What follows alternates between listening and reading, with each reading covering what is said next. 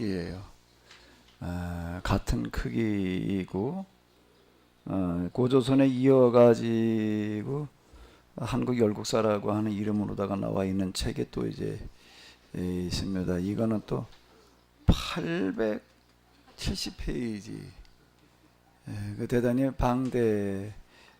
우리가 이제 흔히 이제 삼국사 이렇게 알고 있는 어떤 그런 부분들을 보니 열국사라고 하는 이름으로다 이렇게 이제 얘기를 하시는데 이게 한 80페이지 되고요. 요것도 같이 다뤘으면 좋겠지만 이건 늘 자리가 없어가지고 며칠 못했는데요. 오늘은 고조선 상, 그리고 다음 주에는 하, 고조선에 대해서 비중을 좀 많이 이렇게 두었습니다. 사실 앞에서 우리가 2시간 한 것도 다 거의 고조선에 해당되어지는 어떤 그런 내용들이기는 한데요. 이제 이 책이 워낙 방대하다가 보니까 우리 윤내연 교수님이 이걸 뭐 읽기가 이게 쉽지를 않잖아요. 이거 뭐 500페이지 이상 되는 거. 이거를 좀 줄여가지고 또 이렇게 냈어요. 이름을 이제 윤내의 청소년을 위한 교대사 이래가지고 2루다가 나와 있습니다. 이건 한 몇 페이지나 되나? 예, 그래도 270페이지, 280페이지 되네요. 그래도 280페이지 정도 되는데, 첫 번째는 고조선 우리 역사의 탄생, 두 번째는 우리 고대사 상상에서 현실로라고 하는 그런 이름으로 다 이렇게 나와 있습니다. 그러니까 이 내용을 좀 압축을 해가지고 또 쉽게 읽을 수 있도록 그렇게 써놓은 책이 되겠습니다. 그러니까 오늘은 이제 고조선 상을 이렇게 이제 다루도록 하겠습니다. 그 요약된 책으로다가는 고조선 우리 역사의 탄생이라고 하는 이름으로 이렇게 다뤄보도록 하겠는데요.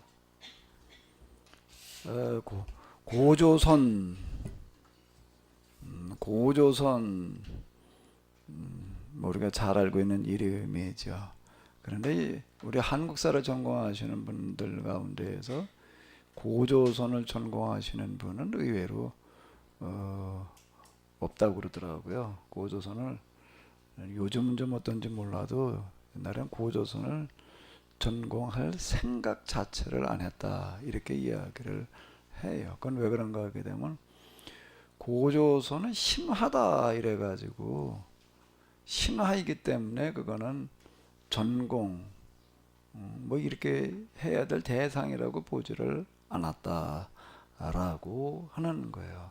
그래서 고조선을 전공할 생각하는 사람도 별로 없었고 또 그걸 뭐 전공으로 다 박사학위 주는 데도 없었고 그렇다고 그러더라. 그런데 이제 윤내연 교수님이 이제 이걸 선택을 해가지고 이제 전공을 하셨는데 그래도 우리나라에서 그 고조선을 가지고 어쨌든 그 연구할 수 있도록 장을 열어놓은 데가 이 단국대여서 이제 단국대에서 이걸 이제 하셨다라고 이렇게 얘기를 하더라고요. 그 단국 이름 자체가 좀 비슷하잖아요. 거기 설립 취지 자체가 그런 어떤 게 좀 있더라고요. 그래가지고 이제 단국대에서 이거를 이제 전공을 하셨고 또 평생 단국대에서 이렇게 가르치셨습니다. 근데 이제 단국대에서 이렇게 연구한 어떤 이런 것만 가지고서는 또 이제 좀 사람들한테 권위라든지 기타 등등이 좀 이제 약하다라고 생각을 해가지고 이제 하버드 대학에 가셔서 동아시아 역사 언어 학과에서 또 이제 공부를 하시고 이렇게 하셨습니다. 그래서 우리나라에서 고조선 연구 그러게 되면은 그 윤대현 교수님이 거의 독보적인 그런 비중을 차지하고 있는데요. 아마 읽어보신 분들은 아시겠지만은 이분의 특징이 뭔가 하게 되면 고조선은 일단 역사다라고 이렇게 이제 보고 접근을 하고 있어요. 그러니까 기존에 우리 이제 이 강단사학이라고 흔히 우리가 얘기하는 그런 데에서는 고조선을 역사로 보지를 않았거든요. 신화였는데 이분이 이제 고조선을 역사다라고 이렇게 이야기를 하고 학술적으로 역사학적으로다가 이걸 이제 접근을 해 들어가가지고 이렇게 쭉 이제 펼쳐놓는 그런 작업으로다가는 거의 처음 길을 열어놓으신 어떤 그런 분이어서 이분이 그런 쪽에 영향을 이제 많이 주었습니다. 이 기존 그 식민사학에 기초한 그런 그 사학에서 얘기하는 거하고는 거의 정반대적인 어떤 그런 이야기들이 되고 이래가지고요. 이분이 이런 거 이렇게 얘기하고 그러면서 일단 그 이전에는 그냥 뭐 민족사학 이래가지고 이제 환단고기 이런 걸 가지고 주로들 얘기하는 사람들이 있었는데 그럴 땐 그냥 그런가 보다 하다가 그래도 대학에도 정식으로다가 박사학위를 받아가지고 대학에서 가르치는 사람이 고조선의 그 신화가 아니라 역사다라고 하는 것을 역사학이라고 하는 그런 차원에서 이제 문제 제기를 하고 이러고 하다 보니까 강단사학 쪽에서 이분을 아주 집중적으로 공격을 해가지고 그 많이 어려움을 당했다라고 이렇게 얘기를 하더라고요. 근데 이분이 어쨌든 영향을 많이 끼쳐가지고 우리 고조선에 대한 그런 그 역사 인식을 바꿔놓는 데에는 이제 크게 공헌을 하셨습니다. 이제 강단사학에서 이제 이분을 아주 그냥 매장시키려고 하는 시도를 이제 많이 했는데 일단 학교에 압력을 넣어가지고서 교수직에서 쫓아내려고도 하고 또 이제 정부 또 기관의 압력을 넣어가지고서는 또 이 사람 또 용공이다 또 이제 이렇게 몰아붙였어요. 그 왜 그러는가 하게 되면 이분이 얘기하고 있는 내용이 북한의 사학자들이 얘기하는 것과 좀 비슷한 데가 있다라고 해가지고서 또 이건 또 용공이라고 갖다 이제 이렇게 또 뭐 고발해가지고도 또 뭐 그런 거도 조사도 받게 하고 뭐 이제 그런데 그때 이분이 명맥을 유지할 수 있었던 거는 뭔가 그다음 환단고기 이런 것들을 기초로 해가지고 이제 그 우리나라 역사에 관심을 가지신 분들이 이분이 이제 이런 거 코너에 몰리니까 그래도 집중적으로다가 지원을 해줘가지고 그래도 이분이 버텨냈어요. 어쨌든 우리 지금 그 국사학계 우리나라 역사학계에서 일단 민족사학이 발붙이게 하는 데에는 에, 우리나라 이 전통 종교 대종교 쪽 사람들이 굉장히 중요한 일들을 많이 했다라고 이렇게 볼 수가 있습니다. 어쨌든 그런 특징을 가지고 있어요. 이분을 제가 이걸 읽으면서 이거 뭐 제가 좀 필요로 하는 것들 이번에 많이 얘기를 해놓고 이래서 좀 수소문 해봤더니 아주 살아계시더라고요. 한번 저희가 갔어요. 몇 명이었지. 가서 좀 대화를 좀 나누려고 사실 갔는데 건강 상태가 안 좋으셔가지고 이렇게 같이 대화 나눌 만한 상태가 되지를 않아서 그냥 인사만 드리고 그냥 오는 정도로다가 마쳤습니다. 어쨌든 류승규 교수님 우리가 지난번에 다뤘던 유승규 교수님하고 또 이제 이분하고 또 이제 이형규 교수님 지난주에 우리가 이형규 교수님 걸 다뤘나요? 이형규 교수님하고 지금 저 윤래은 교수님 또 이제 앞으로 우리가 이 성리학을 다루게 될 때에 보게 될 윤사순 교수님 이런 분들이 얘기하고 있는 주장이 저희가 지금 전개시켜 나가는데 아주 중요한 그 자료들을 제공을 해주고 있습니다. 자, 그럼 오늘은 좀 이제 분량이 좀 많기는 한데요. 고조선 연구 첫 번째 책을 가지고 좀 이렇게 한번 다뤄보도록 하겠습니다.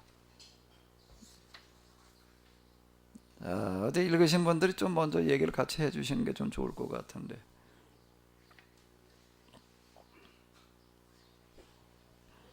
저기 임정환 목사님이랑 앞쪽으로 오셔. 이쪽으로 앞쪽으로 오셔서 같이 얘기를 나누시는 게 좋을 것 같아요. 그러니까 마이크도 이쪽에 있고 그러니까는요.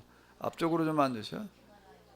또 이제 좀 뒤늦게 오시는 분들은 뒤늦게 오시는 분들이 앞쪽으로 오셔서 같이 얘기를 나누는 게 좋을 것 같아요.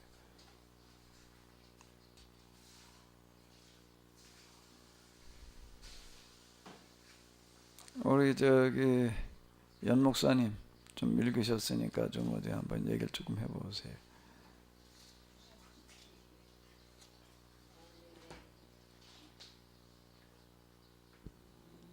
일단은 그 학자의 자세를 한번 생각을 해봤는데, 참 학자로서의 자세가 이 어른을 평가해서만은 정말 잘 돼 있는 분 아닌가, 이제 그런 생각을. 왜냐면 세심하게 이제 다른 부분도 있고, 가능한 한 이제 사료나 자료에 대해서 이제 한 부분이 있고, 또 하나는 그럼에도 계속해서 이제 사료라든가 고고학적인 자료들이 계속 발굴이 되기 때문에 그런 부분에 대해서 이제 문을 열어놓고 개방성 있는 자세로 이 책을 쓴 것 같아서 굉장히 읽으면서 신뢰할 만한 그런 생각이 이제 들었고요. 과학적이고 또는 객관적이고 하는 그런 것으로 이것을 연구했다고 하는 부분이 우리가 이걸 읽어야 될 필요도 있고, 또 이 부분에 대해서 우리가 아니다 뭐 틀렸다 그렇게 할 게 아니라 받아들이는 측면이 많아야 되겠다는 생각도 있고, 또 하나는 이제 회개하는 차원인데, 야 이제서야 이런 걸 읽고 그렇다는 게 진짜 참 창피한 부분도 있고 죄송한 마음도 있고, 그리고 아직도 너무나 이런 고조선이든 우리 안에 있는 것을 너무나 우리 세대들 또 이후의 세대들도 모른다라는 것에 대해서 참 이게 심각하다. 이걸 어떻게 빨리 우리뿐만이 아니라 후손들에게 우리가 가진 우리 역사 또 우리 DNA가 뭔지를 정확하게 빨리 확장시켜 알려주는 것이 중요하다라는 생각을 갖고 읽었습니다. 저도 많은 부분에 뭐 세세하게 뭐 기억한다 그러는 것보다는 이분의 연구 자세, 그다음에 이렇게 쭉 연구해 놓은 것이 객관성이 있고, 그리고 또 객관성과 뭐라더라고 있고, 어쨌든 그런 부분에 있어서 많은 생각과 또 알지 못했던 부분을 많이 아는 그런 계기가 됐습니다.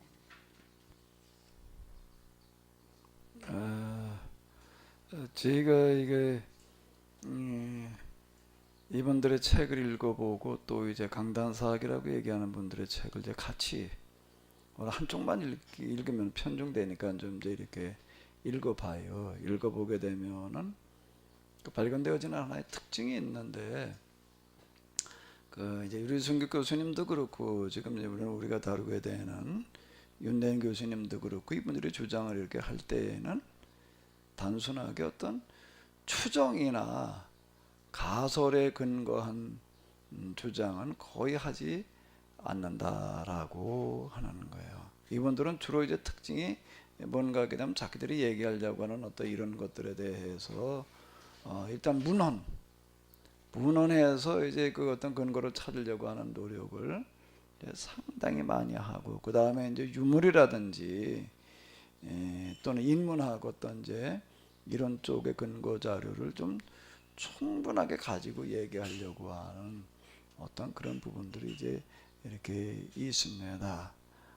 그런데 이제 강단사학 쪽에서 나오는 어떤 그런 것들을 이렇게 읽어보게 되면은 어떤 문헌을 가지고 뭘 조금 얘기하기는 해요. 얘기하기는 하는데 그 부분들이 지금 이제 이 제약사학 가운데에서 이제 그래도 학교에서 교수로 있는 분들이나 이런 분들은 굉장히 충실하게 근거를 가지고 얘기하려고 하는 부분이 있는데, 이제 일반 강단사학에서 얘기하시는 분들은 좀 그렇지 않다라고 하는 걸 이렇게 볼 수가 있어요. 물론 좀 얘기를 하더라도 옛날에 얘기했던 이런 것들을 가지고 주로 이제 얘기를 하면서, 그분들이 이제 주로 하는 주장은 어떤 건가 하게 되면 이제 제야사학이나 이런 데서 얘기하는 거, 예를 들어서 고조선의 역사다, 이제 초기 어떤 그런 고조선의 이야기들 다 역사다라고 얘기하는 거는 그건 터무니없는 주장이다라고 이렇게 이제 얘기를 하는 거. 왜 터무니가 없다? 이거는 근거가 별로 없어요. 그냥 그건 터무니없는 주장이고 지나친 그런 민족주의적인 어떤 그런 생각이다, 편협한 어떤 이런 거다라고 이제 이렇게 이야기를 하고, 또 그리고 이제 어떤 쪽까지 얘기를 하는가 하게 되면은 제야사학이라든 이런 쪽의 주장들이라고 하는 것은 이 군사정권 때 군사정권에 이제 빌붙어 가지고서 이렇게 번성한 어떤 이런 거다. 군사정권의 통치 이데올로기를 제공해 준 거다라는 식으로다가 이제 이런 쪽의 얘기들을 이제 이렇게 많이 한다라고 하는 겁니다. 그러면서 또 이제 많이 얘기하는 거가 우리가 지금 한사군 이제 예를 들자면은 이런 거 가지고 이제 논쟁이 많은 것 중에 하나가 이제 한사군 어떤 이런 부분이 되겠는데 한사군이 뭐 저 우리 저 한반도 북부에 있었다고 해가지고 그게 뭐 오늘 우리에게 무슨 영향을 주느냐 그냥 있었던 거지 있었다고 그러면 되는 거지 왜 그걸 자꾸 아니라고 하는 식으로 이렇게 얘기를 하느냐 하는 식의 주장을 이제 이렇게 얘기를 하는 거예요. 그러니까 나중에 이제 우리가 뒤에서 이렇게 보겠지만은 대동강 유역에서 그 낙랑국에 대한 유물이 많이 나오지 않았느냐. 근데 왜 그걸 아니라고 자꾸 그러느냐. 이제 이런 식으로 얘기를 이제 이렇게 하는 거예요. 근데 이제 이제 이 민족사학에 서 있는 그런 이제 그 학자들 같은 경우에는 대동강 유역에서 발견되어지는 유물이 낙랑 유물인 것은 맞는 얘기인데 그 낙랑군하고 낙랑국하고를 이제 나눠 놓는 거예요.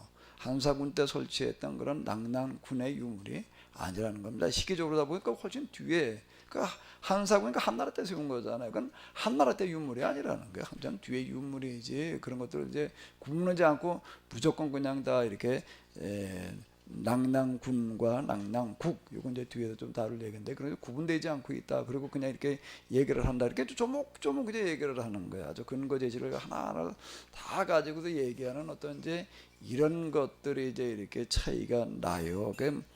그냥 뭐 저 같은 경우도 일단 이제 어떤 결론을 내지 않고 어느 쪽 이야기가 맞는가라고 하는 관심을 가지고 이렇게 쭉 접근해 들어가다 보게 되면은 지금 강단사학에서 이야기하는 어떤 이런 것들은 옛날 일제 때부터 내려놨던 결론을 이제 반복하는 식이 되는 거예요.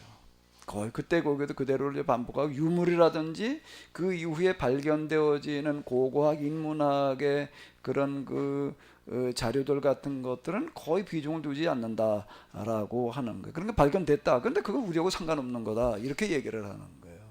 그게 뭐 요동지역 이쪽에서 발견되어졌다라고 하더라도 그 요동지역은 그건 우리하고 상관없는 그런 별개의 문화였다라고 이렇게 얘기를 하는 식이 되고 있다라고 하는 거예요. 이제 그게 하나의 특징이에요. 그러다 보니까 이제 저도 이걸 쭉 양쪽 같이 이렇게 놓고 보다 보니까는 이제 이분들 이야기가 더 사실에 가깝다라고 이제 이렇게 보게 됐던 거고요. 그리고 또 이제 이쪽 이제 역사라고 얘기하는 그런 쪽에서 이제 많이 얘기하는 분들이 또 있습니다. 이제 이게 그 제야 사학자 가운데에서도 이제 우리가 좀 구분해 가지고 이렇게 봐야 될 부분에 있는 거는 윤된 교수님처럼 그냥 그 학문적인 기초로다가 접근에 들어가는 그런 분들이 이제 있어요. 인가 하게 되면 이제 환단고기를 기초로 해가지고 또 접근에 들어가는 분들이 있습니다. 이제 그분들은 이제 환단고기 어떤 이런 걸 기초로 해가지고 접근에 들어가면서 윤냉 교수 좀 얘기하시는 분들의 이런 주장을 이제 적극 받아들이고 또 하나는 이제 환단고기의 이런 주장들을 갖다가 이제 조금 그러다가 환단고기에서 얘기하는 게 사실이다. 이제 이런 쪽에 얘기하려고 하는 쪽이 이제 많은 거예요. 그러니까 유물이라든지 어떤 이런 것들이 나오게 되면은 그걸 통해서 환단고기의 사실이 입증되어야 된다라는 쪽보다 이제 이렇게 얘기하려고 하는 분들이 좀 많이 있고 지금 대체적으로 이제 그런 식이에요. 그런 식인데 지금 저희는 어쨌든 좀 그래도 이거에 대해서 객관적인 그리고 역사학적인 어떤 근거나 이런 기초 위에도 출발을 하자라고 해가지고 이제 류승규 교수님이나 또는 이제 이런 분들을 기초로 해가지고 저희가 이제 여기 필요한 부분들 이제 접근에 들어가는데요. 고조선의 비중을 좀 많이 두고 이게 접근에 들어가는 이유는 뭔가 하면 여기가 우리의 정신 문명의 뿌리이기 때문에 이 부분이 굉장히 중요한 거예요. 여기가 잘못되어지게 되면은 그 다음에 다 잘못되어질 수밖에 없습니다. 이제 그런 측면에서 저희가 이제 여기를 굉장히 좀 중요하게 지금 비중을 두고 지금 이렇게 다루고 있습니다. 자, 우리 저 김명관 목사님 그 책은 좀 읽어보시는 거죠?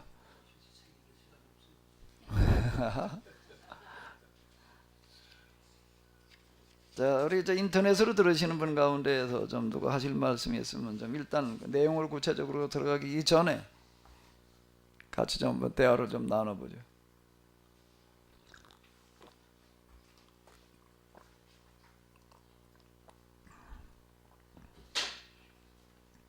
네, 정미성 목사님.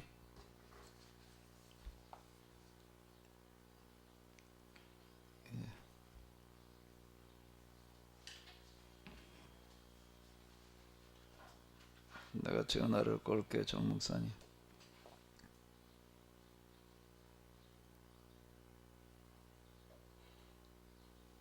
여보세요? 여보세요? 가만히 있어봐, 이게 어떻게 된 거야?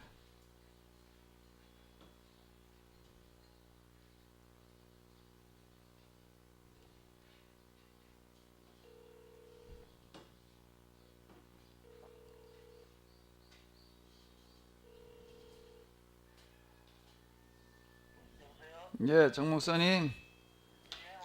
지금 뭐 방송으로 보고 계시는 거죠? 좀 한 말씀 하셔야지.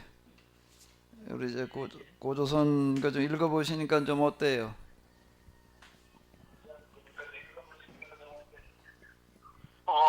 일단은요, 그 교수님께서 아주 그 사료를 이렇게. 정 목사님, 그 스피커 볼륨을 줄여 놓으시든지 조금 떨어지시든지 휴대폰만 가지고 얘기를 하셔야 될 것 같아요. 예, 여보세요? 예. 예. 지금 교수님께서 아주 섬세하게 아주 그러니까 문헌들을 중국 측의 문헌이나 우리 쪽에 쓰는 문헌들을 아주 충실하게 저희는 처음 듣는 그런 사례들도 많고요. 그런 부분을 아주 섬세하게 나열하시면서 논리적으로 끝까지 집요하게 이렇게 추적하시는 그런 부분들이 크게 와닿았고요. 그리고 이제 무엇보다도 이런 자체를 잘 몰랐다는 거, 이런 부분들이 이제 저는 역사를 참 좋아하거든요.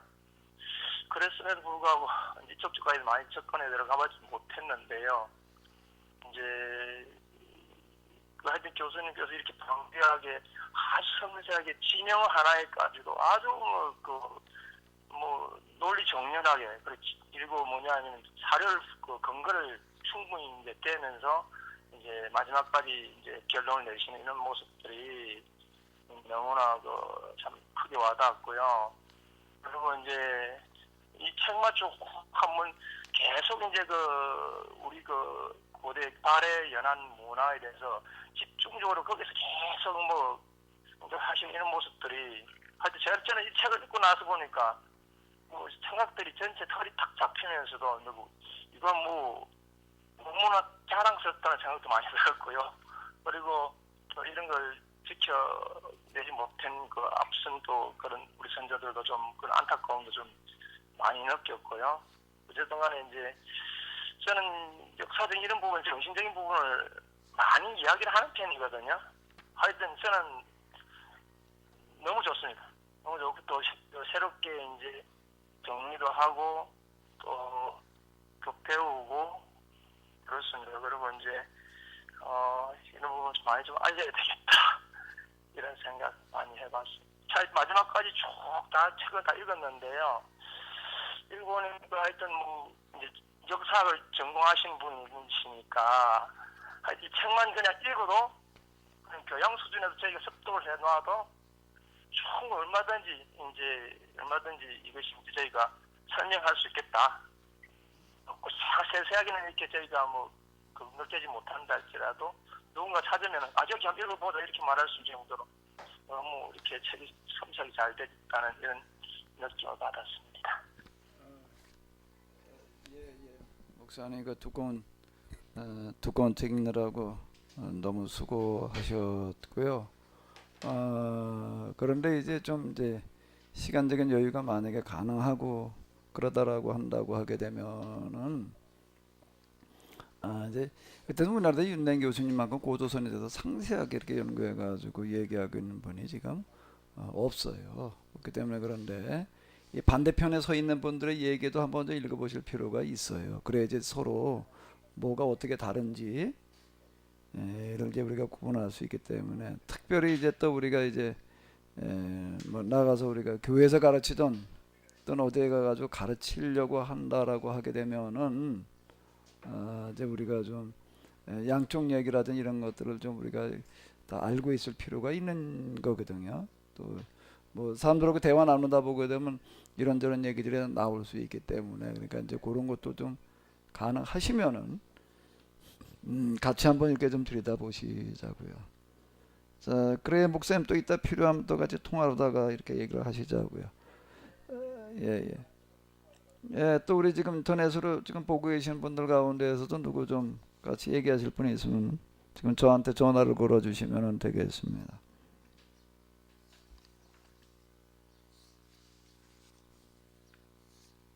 우리 저 문 목사님도 좀 거의 읽으신 거죠? 어디까지 읽으셨어요? 좀 뭐 할 얘기 있으면 좀 하셔요.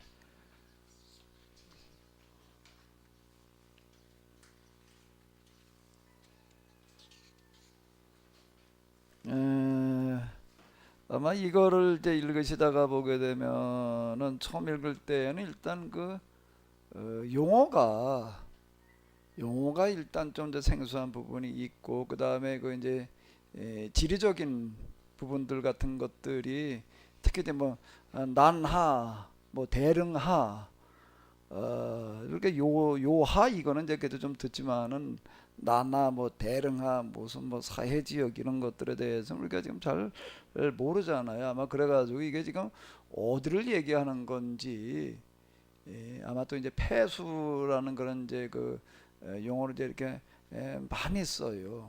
이제 그런 것들을 우리가 좀 파악한다는 부분이 좀 이제 쉽지 않을 수가 있습니다. 그래도 기본적으로 그거는 우리가 조금 이제 지도를 보고서 이제 익혀놓을 필요가 있는데 대충 다 이렇게 파악이 되셨나요?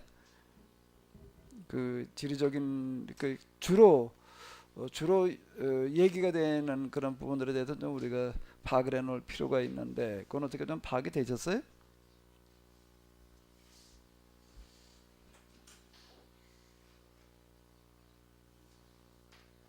그 우리가 뭐 우리나라 이제 역사책 읽다가도 뭐 이제 이제 많이 나오는 어떤 그런 그 지역이 있으면 그게 어디쯤이라는 게 파악이 돼야 되잖아요. 그게 파악이 안 돼 놓으면은 그 이해하기가 쉽지 않은데 특히 고조선 다룰 때 고조선을 다룰 때 주로 이제 논점이 되어지는 그런 지역들이 이제 있습니다.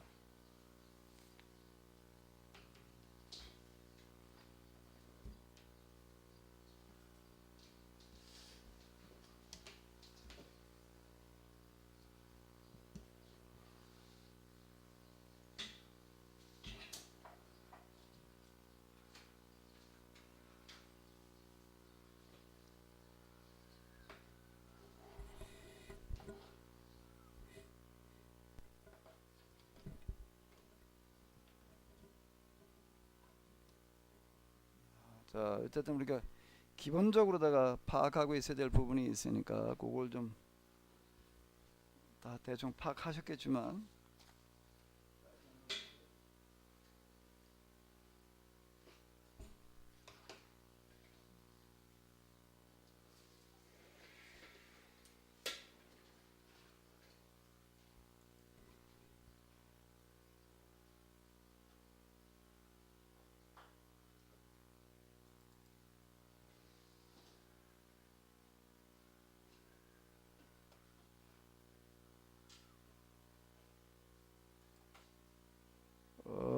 요걸 가지고 이제 이렇게 아마 일단 지도로다가 파악을 해볼 필요가 있을 텐데요. 이 책에서 이제 우리 윤낸 교수님이 많이 얘기를 하는 그런 이제 지역이 어딘가 하면 요게 이제 요하, 랴오허, 요하가 되겠고요. 요게 요하. 그래서 요하 동쪽을 보통 요동, 요쪽을 요서, 그러니까 요동, 요서라는 이야기가 이제 그런 얘기가 이제 이렇게 되는 거고요. 그런데 그 요서와 요동이라고 하는 그런 용어도 이제 꼭 여기만 이야기하지 않는다라고 하는 거예요. 그대로 들어갈수록 요동을 이제 이쪽으로다가 또 이렇게 이제 봐요. 그래서 여기 지금 난하, 여기 이제 란허라고 이렇게 이제 이게 중국어 발음으로 다 이렇게 적어놨는데요. 난하 지역은 여기를 얘기를 하는 겁니다. 지금 이제 꼭 우리가 지도를 통해서 확인해야 될 그런 위치가 바로 이제 여기가 되는 거고요. 난하죠. 이렇게 얘기하고 이제 여기가 이제 그 홍산문화권이 되는 거예요. 홍산문화권에도 이제 그게 사해 또 이렇게도 얘기를 하고 이제 그렇게 얘기를 하는데 이게 이제 만리장성이 되겠습니다. 만리장성이 되고 이게 이제 북경이고 여기 지금 표시는 안 돼 있는데 만리장성 끄트마리가 이제 산해관 그리고 이제 갈석산 아마 이제 그런 표현들이 이제 많이 나올 거예요. 갈석산 그리고 산해관 이제 그 옛날에 있었던 만리장성의 동쪽 끄트마리 이제 여기로다가 이렇게 이제 이렇게 보는 거고요. 그리고 또 하나 이제 그 고대사로 들어가 가지고서 우리가 이렇게 봐야 될 어떤 이런 거가 있는데 이게 평양이라고 하는 지명이 이렇게 나오는데 평양 그렇게 되면 우리는 다 당연히 이제 이북 대동강 유역의 평양 이제 우리는 이렇게 생각을 해요. 그런데 이제 고대로 올라가게 되면은 고대 이제 고조선 또는 그 이전을 다 이렇게 놓고 볼 때 평양이라고 하는 게 여기만 있는 게 아니었다라고 하는 겁니다. 그 평양은 무척이든 넓은 땅이란 뜻이에요. 넓은 땅이어서 그 평양이라는 이름을 가진 곳이 여러 곳에 있었다라고 하는 거예요. 그리고 이제 폐수라고 하는 그런 그 강 이름도 우리 이제 청천강 예? 이걸 주로 이렇게 생각을 하게 되는데 그 폐수가 여러 곳에 있었다라고 하는 거예요. 여기서 있었고 이쪽에도 있었고 이제 그리고 이제 압록강이라고 하는 그 이름도 이제 그렇고요. 압록도 이제 여기를 가지고 또 이제 이렇게 압록강이라고 이렇게 얘기하는 부분도 이제 이렇게 있어요. 이렇게 같은 지명이 고대에 이제 여러 곳에서 동시에 쓰여졌다라고 하는 어떤 이런 것들이 이제 여기서 좀 많이 얘기되고 있는 어떤 이런 거. 이건 이제 제야사학자들이 주로 이제 이런 쪽 얘기들을 많이 합니다. 근데 강단사학자들은 그런 거 그렇게 얘기하지 않으니까 옛날에는 그걸 같은 걸로 이렇게 봤다는 거야. 그래서 이제 낭낭군과 낭낭국이 있어요. 낭낭군은 한나라가 유만조선을 멸하고 세워놓은 곳이 낭낭군이 되는 거고 낭낭국은 낭낭군 이제 위만조선이 망하고 거기다가 이제 낭낭 저 산사군 옛날에 시험 보느라고 외워놨죠. 강남 파락군 다니신 문 목사님 뭐예요? 한사군 언제 외워봐요?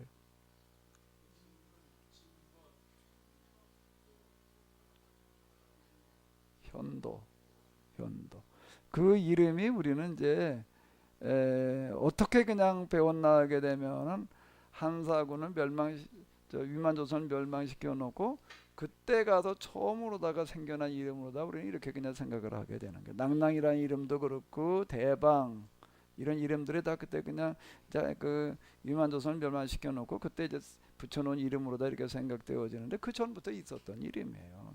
낭낭이라고 하는 그런 이 지방 국가가 있었던 거예요. 그 대방도 마찬가지이고 그런데 여기서 이제 이렇게 이 고조선이 지금 이제 이게 제야사학자들이 주장하는 거는 뭔가 하게 되면은 여기가 중국하고 주로 이제 경계선이었고 만리장성 쪽이었다는 거예요. 경계선이 나나 유역이라는 얘기는 그 옛날 만리장성 쪽이었다 이렇게 보시면 되는 거고 이제 여기가 한사군 또는 이제 위만조선 기자조선들은 다 이쪽 지역에 있었다는 거예요. 여기 나나 유역에 있었다. 그러니까 요 동을 넘어서지 않았다라고 이렇게 이제 보는 거예요.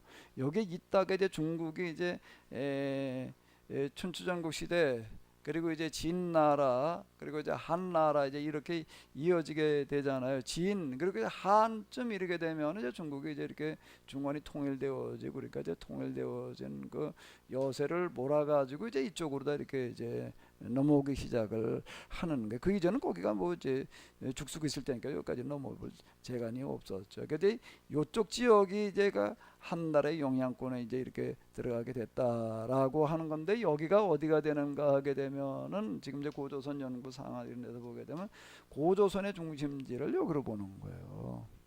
고조선의 중심지가 여기 한반도의 북부 여기 평양 이쪽이 아니었다라고 이렇게 얘기를 하는 겁니다. 그러니까 이제 낭낭이라고 하는 것도 하나 예를 들어 보자라고 하게 되면 여기 그런 이제 그 고조선 때부터도 그런 이제 하나의 그 지방 국가가 있었던 거예요. 근데 여기다 한사군 네 이제 멸망을 당하고 한사군에 세워지고 그러면 그 유민들이 어디로 오는가 하게 되면 이쪽으로 옮겨오는 거예요.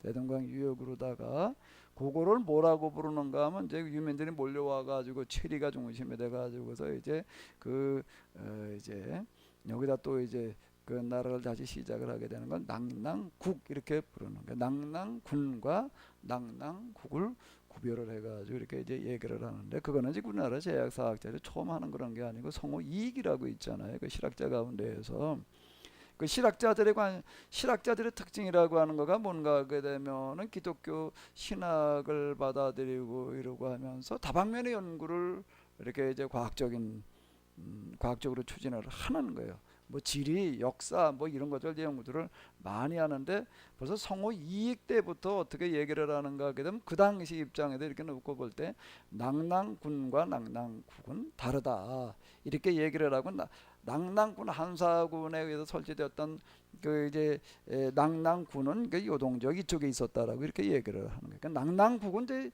대동강유역에 있었다 이렇게 얘기를 한 거예요. 그때부터 그렇게 얘기를 하는 거고 그 이전에 그 이후에 이제 신채호라든지 정인보라든지 이런 민족사학자들도 그렇게 얘기를 했고요. 근데 일제에서는 일본 사람들은 이제 그런 거를 이제 인정을 하지 않는 거예요.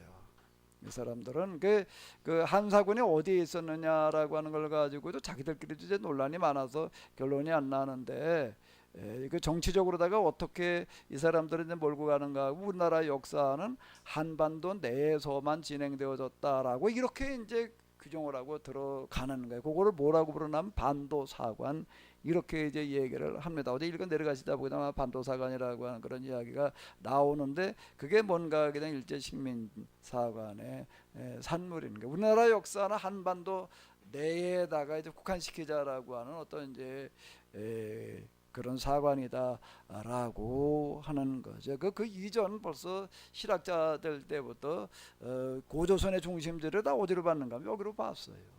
여기로 봤는데 식민지 사관에 의해 가지고 이제 우리가 여기는 아니 그건 신화에 해당되어지는 거고 이제 고조선도 이제 이 대동강요 평양 요기다 이렇게 이제 얘기를 하는 거예요. 그럼 이제 그 얘기가 왜 이렇게 나오는가 하게 되면은 이제 여기 고조선의 중심지였던 요서 나나 요쪽 지역이 이제 한나라의 영향권에 넘어가게 되는 게 멸망하게 되고 그러면서 이쪽에 있던 나라들이 대부분 다 이제 동쪽으로 이제 이동을 하는 거예요.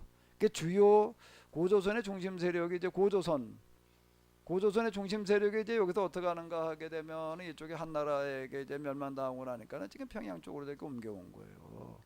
평양 쪽으로 옮겨와 가지고 이제 여기 와 가지고 또 이제 자리를 잡고 이러다가 보니까 이제 나중에 이제 그 삼국유사나 이런 거 쓰여질 때 그 고려 때 쓰여지는 거잖아요. 그때 이제 이게 지금 이제 묘향산이라든지 뭐 어떤 이런 쪽으로 다 이제 평양 이제 이렇게 얘기하는 게 여기를 지칭하는 것처럼 이렇게 이제 보여지는 부분들이 있는 거죠. 그러니까 이걸 이제 구분해 가지고서 이제 이렇게 적분해 들어가는 거고요. 그건 제야사학자들의 특징이에요. 근데 이제 일반 식민지 사학이나 이런 데 그거 구분하지 않아요.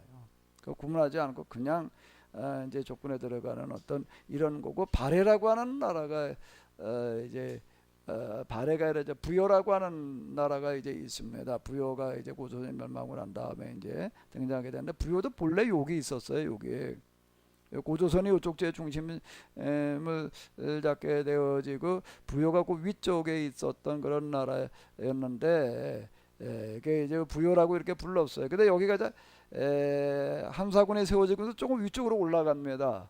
그러니까 본래 그 이전에는 그냥 부여라고 부르고요. 조금 올라갔어요. 위치가 밀려 올라간 거죠. 그럼 북부여라고 불러요. 북쪽으로 올라갔다라고 그러다가 이제 그러다가 여기서 이제 어떻게 하는가 하면 동쪽으로다가 길림성 위쪽으로다 이렇게 옮겨가게 돼. 그걸 이제 동부여라고 이렇게 이제 부르는 게 이게 부여, 북부여, 동부여 이렇게 이제 그 나오는 것들은 바로 이제 그와 같은 이유가 이제 이렇게 되는 거고요. 그 대부분 여기 있던 국가들이 이제 여기 멸망하면서 다 이제 동쪽으로 다 이렇게 옮겨오게 되는 거예요. 옮겨오다가 보니까는 이제 그 지명이나 이런 것들이 예전에 자기 있던 지역의 지명을 이쪽으로 가져와가지고 그쪽으로 사용하게 되고 하는 그런 현상이 이제 이렇게 나타나는 거죠. 그 대표적인 게 이제 부여 이제 그런 이름들이 이렇게 되는 거예요. 주로 그런 것들을 가지고 이제 많이 얘기를 하는 거죠. 요거를 볼 때 주로 특징이 이제 그런 거다라고 하는 거고요. 그리고 이제 우리가 이제 그 동안에는 마한진한 변환이라고 하는 그런 이름으로다가 이제 주로 이렇게 배웠는데 그 한이라고 하는 그런 나라가 이제 이쪽으로 이제 한강 이남쪽으로 이렇게 있었던 거예요. 즉 우리나라 할 때 그 한나라 한자가 있고 지금 그 크란자가 있잖아요. 그 나라를 뜻하는 그 한자. 그 나라가 이제 여기 이게 한강 이남 지역으로 이렇게 자리 잡고 있었다. 라고 하는 거고요. 그거를 이제 마한진한 변환식으로 다 구분해 가지고 족분에 들어간 거다. 일본 사람들이 하는 거다라고 이제 이렇게 얘기를 하는 거예요. 일단 그런 게 지금 하나의 특징이 되는 거고요. 고조선의 영역을 어디로 보는가 하게 되면은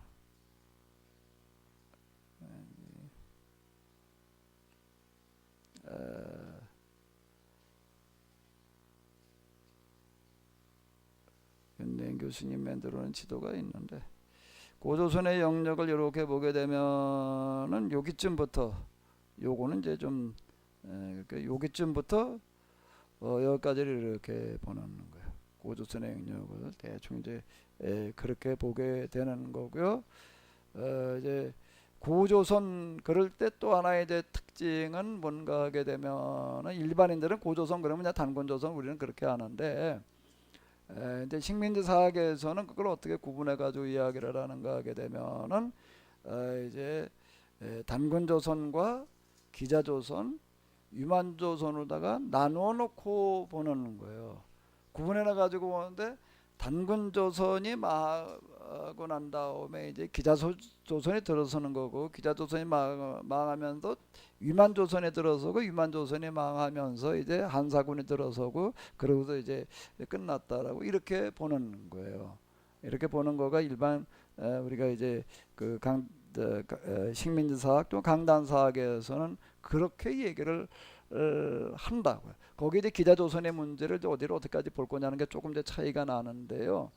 거기서 많이 강조되는 게 뭔가 하면 위만조선을 많이 강조를 하는 거예요. 위만조선과 한사군을 많이 강조를 해가지고 이제 위만조선 때 위만조선 그리고 이제 이어서 한사군으로 넘어오는 그런 시점에 위만이라고 하는 사람이 이제 한나라 쪽으로부터 이제 망명해 온 사람이니까 이제 중국의 그 발달된 문명을 가지고 들어와 가지고 특히 한사군이 이쯤에 이제 철기가 우리나라에 주로 보급됐다라는 식으로다가 이렇게 보는 거예요.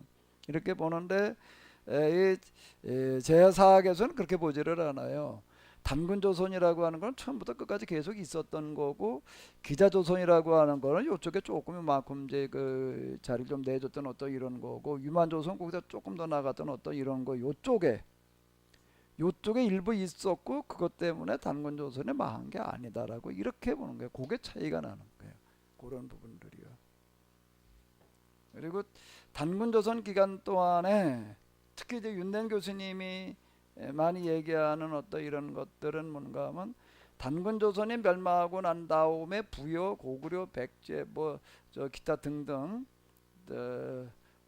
옥저, 동예라고 이제 동옥조, 옥조도 동옥조, 동예, 그때 그렇게 부르는 게 있어요. 그러니까 예라고 하는 게 동예라는 얘기는 무슨 얘기가 되는가 하게 되면은 이제 여기 앞에 지도로 다시 가서 이렇게 보게 되면은 여기에 있었던 나라들인 거예요. 이쪽에 요서, 요동 요쪽에 있던 나라들인데 여기가 멸망하면서부터 옮겨가 가지고 여기 이제 옥조가 이쪽으로 가서 옥조라는 이름은 그대로 쓰는 거예요. 그걸 이제 동옥조 이렇게 부르는 거고 그 다음에 이제 예도 이쪽으로 내려와 가지고 이제 강원도 북부 쪽 이제 그쪽 이렇게 볼 때 그거를 이제 동예 이렇게 부르는 거예요. 그렇게 이제 보는 거가 지금 이제 제약사학전인데 이 이야기가 사실에 가깝다. 라고 이렇게 보여져요. 그 부분들이요. 왜 그런가 하게 되면 그런 거에 대해서 이제 그 사실에 가까운 걸 어떻게 아느냐라고 할 때 여기서 근거 제시로 하는 거가 이제 우리나라 문헌이라고 하는 거는 남아 있는 거 이렇게 별로 없는데 중국 문헌에 이제 많은 것들이 있더라고요. 거기에 이제 예를 쭉 들어가면서 이제 이렇게 이제 근거 제시대로 이제 고증을 해 들어가는 거죠.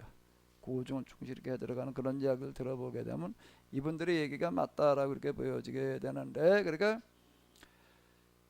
부여도 그렇고 고구려도 그렇고 조선이라는 이름도 그렇고 한 기타 등등에다 이미 그 고조선 때 있던 나라 이름들이었다. 고조선이라고 하는 큰 울타리 속에 들어있는 지방 국가 여기서 아마 고수이라고 하는 그런 이름을 이제 보시게 될 것처럼 고수 우린 고수 그럼 손 드는 것만 아는데 그 머리 숫자예요. 이제 지방정부, 지방정권, 이제 고수국 그러면 이제 지방나라 이제 그런 뜻이 되는 고수 그러면 이제 지방정권의 이제 대표자를 가리켜 이제 고수 이렇게 얘기를 하는 거죠. 다 고수국들이었다라고 하는 겁니다. 78개의 이제 고수국의 명단에서 확인 대충 이제 어디서 얘기되는 것만 이렇게 보게 되면 78개 확인되는 것만 78개의 고수국이 있었다라고 이렇게 보는 거예요. 그 부분은 그동안에 우리가 알고 있던 부분들하고 이제 많이 다른 얘기이고요. 일단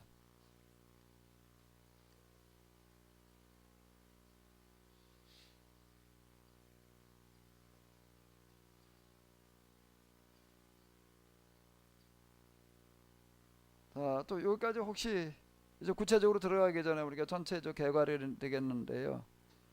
또 좀 하실 얘기 없어요?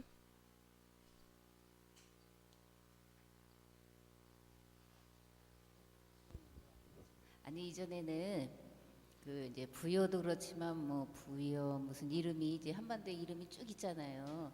그래서 그 이름을 중국의 그 이름을 갖다가 이렇게 썼나 그런 생각을 가졌었는데 책을 보면서는 그게 아니라 원래 저 넓은 데 살다가 밀려오는데 그 이름까지 가지고 와서 강남도 저쪽 강남 있잖아요. 그죠? 강남, 뭐 부여, 평양, 뭐 압록강 이런 것들이 다 그 위에 지역에 있었던 이름을 가져왔다는 게 이제 이 책을 보고 이 역사 공부를 하면서 이제야 이게 그래서 그런 거구나. 사대주의 영향으로 가져온 이름이 아니라 본래 우리 민족의 터전에 있었던 이름이구나.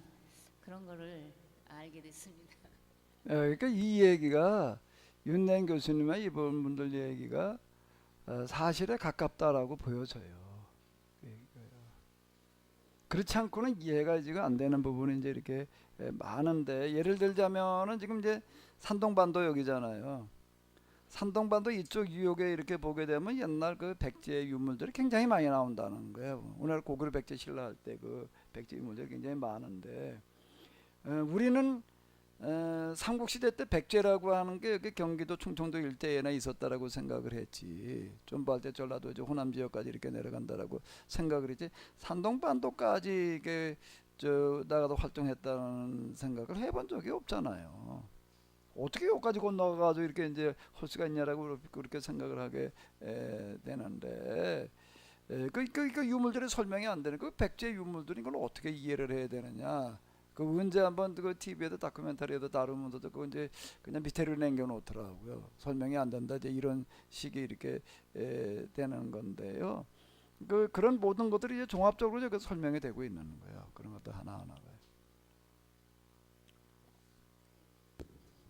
강단 사학자들이 알고 그러는 거겠죠. 뭐 이덕일 씨도 보면 뭐 저기 독도를 일부러 빼놓은 거다 뭐 이렇게도 이제 내용이 나오던데 그 선익 선입견, 이 윤희연 교수님도 말했는데 선입관 또는 선입견을 가지고 정해놓은 결론을 이제 도출해내는 것이 이제 강단사학자들의 주 특기고, 근데 이제 아까도 얘기했지만 윤대현 교수님이나 또 이런 제야사학자들은 그걸 열어놓고 계속돼서 이제 확인되는 것들이 나오니까 기존의 이론들에 대해서 폐기될 수도 있고 또는 수정 보완될 수 있다라고 하는 생각을 가지고 우리 역사를 보는 것이 강단사학자들과 제야사학자들이 가지는 기본적인 차이가 거기서 나는 거 아닌가 그런 생각을 같습니다. 그러니까 우리가 학문하는 자세라는 건 이분도 그래서 그 이전에 결론된 걸 가지고 도출하는 사람들에 대해서 이 학자들의 이제 양심이라든가 그죠? 실력 부족이다 이렇게 얘기를 하는데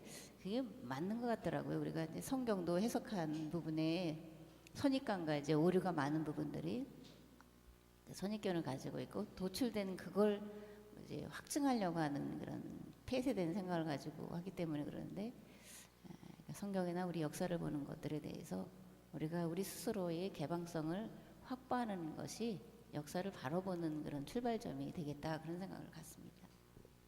그러니까 그건 뭐 우리가 편향적으로 보자라고 하는 어떤 그런 게 아니라 저는 사실 내가 이거 접근에 들어갈 때 그냥 어느 쪽의 얘기가 진짜 맞는지 양쪽을 한번 같이 이렇게 보자라고 이렇게 한번 접근에 들어가 봤어요. 그런데 이제 쭉 보다 보니까 이번 얘기가 아주 상식적인 얘기들을 하고 있는 거예요. 학술적인 그런 부분들도 있지만은 이치에 맞게 그러니까 설명하는 어떤 그런 부분들이라 이런 것들이 이제 좀 많이 이제 들어있는 어떤 이런 거고, 그러니까 이제 유승규 교수님도 그렇고 이제 이분도 그렇고 이제 이영규 교수님 이런 분들은 자기들의 주장을 이렇게 얘기하기 위해서는 고증이라든지 유물이라든지 이런 근거제시들을 아주 충실하게 하려고 그래요. 그 왜 그런가 하면 그 이전에 강단사학에서 얘기하는 것과 많이 이제 다르기 때문에 그 부실하게 얘기를 했다가 근거 없는 소리 한다라고 이제 그런 얘기 들어야 되니까 그렇게 얘기하지 않을 수가 없는 게 쉽게 말할 수가 없는 거죠. 이 강단사학이 뿌리 내려놓는 게 있잖아요. 그러니까 그걸 이제 반대되는 이야기를 하려고 하다가 보니까는 쉽게 말할 수는 없는 얘기를 해가지고 그런 근거제 있을 때 많이 얘기하고 있는 편이에요. 그게 특징이에요. 그런 게 비해 가지고 강단사학에서 나오는 그런 글들을 읽어보게 되면은 옛날 그 선배 또는 교수들이 얘기했던 거 그냥 거의 답습하는 식이에요. 지난번 동북아 지도 거기서 얘기하는 어떤 이런 거를 이렇게 보도를 해도 그 만리장성이 여기 끝에 산해관 그리고 가석산 끝인 거는 이건 뭐 근거가 얼마든지 있어요. 근데 그게 여기 압록강 건너가지고 여기 황해도까지 내려왔다라고 이렇게 이제 주장하는 거는 그 이병도가 주장해 놓은 어떤 이런 거라고요. 이병도가 얘기하는 건데 그거 그대로 갖다가 지금 얘기를 하고 있는 거예요. 그리고 거기서 우리가 학문적인 근거를 가지고 학자들의 주장을 가지고 이렇게 얘기를 하는 거를 보고 하면 그 사람들 거를 얘기를 하는 거예요. 그 사람들 거 자기들 거. 그러니까 이제 강단사학에서 나오는 글들 같은 것들 이런 거 내가 그까지 제가 직접 이렇게 한 건 아닌데 지적해 놓는 어떤 이런 거를 보게 되면 그 사람들은 뭐 아무개건 뭐 어쩌고 저쩌고 근거제시다가 이제 이렇게 풋노트 달아가면서 얘기를 하는 게 뭔가 하면 자기 일파될 거를 가지고 얘기를 한다는 거예요. 자기 일파될 걸 가지고도 서로 그냥 그러고 있는 시기다라고 이제 이렇게 얘기를 하고 특히 이제 나중에 우리가 이희진 교수님 것도 이제 읽어보겠지만은 이거 이희진 교수님은 그 아버지도 역사 교수예요. 대를지 역사 교수고 둘이 공조도 내고 뭐 이제 그러더라고요. 그분 이제 이 낭낭이 그분 이제 이제 전문가의 낭낭 전문가 거기서 박사 논문 쓰고 이제 그런 분인데 그 논문 쓰고 그러다 보니까 알게 되는 사실인데 우리나라 그 이제 강단사학에서 낭낭을 주장하는 그런 뭐 낭낭에 대한 논문 나오는 것도 이렇게 보니까는 일본 사학자들의 논문을 갖다가 짜게 끼워가지고 내놨더라. 이렇게 얘기를 하는 거예요. 그런데 그분들이 하는 얘기는 뭔가 강단사학인 사람들은 정말 연구를 안 한다는 거예요. 옛날 거나 갖다 근데 똑같이 얘기를 하고 있을 뿐이지 그렇게 지적을 하고 있어요. 그렇게 돼도 아무런 대꾸 한마디 안 하고 있다고요. 들은 걸 놓고 볼 때 이분들의 얘기가 맞는 거라고 이렇게 보여져요. 연구를 하면 자기들 아는 거하고 반대되니까 그런 부분도 근데 계속 얘기하는 거 이제 그 구수주의적인 어떤 그런 주장이다라는 식으로다가 그러다 컴플렉스에서 열등감에서 나온다라는 식으로다가 이렇게 얘기를 하는 거예요.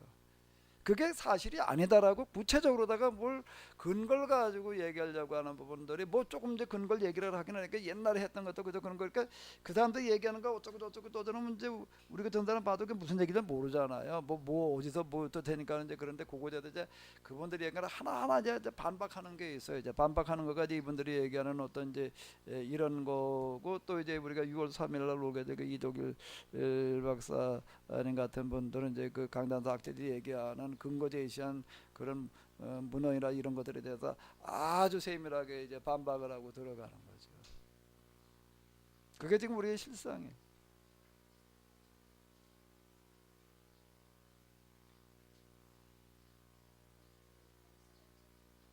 그러면서는 그 이제 정통 그래가지고 이제 칼빈주의 정통 뭐 이래서 500년으로 돌아가는 기독교 역사나 강단사학이나 거의 뭐 거기서 거기다 그런 생각이 드는데. 아니 다른 나라도 마찬가지예요. 시간이 지날수록 과거에 알았던 것이 사실로 아닌 것 다 드러나고.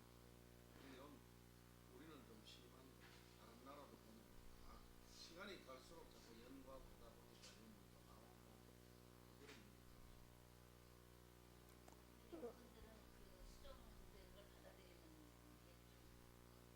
근데 이제 새로 연구한 사람들이 주로 유럽 학자들이고 이제 지금 중동도 가면 다 독일이 나오고 이런 사람들이 프랑스 사람들이 있으니까 그래야 뭐 그 사람들 과거에 알았던 것이 많이 다르게 계속 밝혀지고 있는 거예요. 근데 우리만 그런 걸 안 밝힌다 그러면 거기 나쁜 놈이지. 그게 문제가 있는 거예요. 그게 이제 뭐하고 연결되어 있는가 하게 되면 아마 나중에 이제 우리 이덕일 박사님이 오게 되면 이제 그 구체적으로다가 이제 직접 그분한테 우리가 들어야 될 어떤 그런 거지만은 그분한테 꼭 좀 우리 저 인터넷으로 지금 보시는 분들도 6월 3일인데요.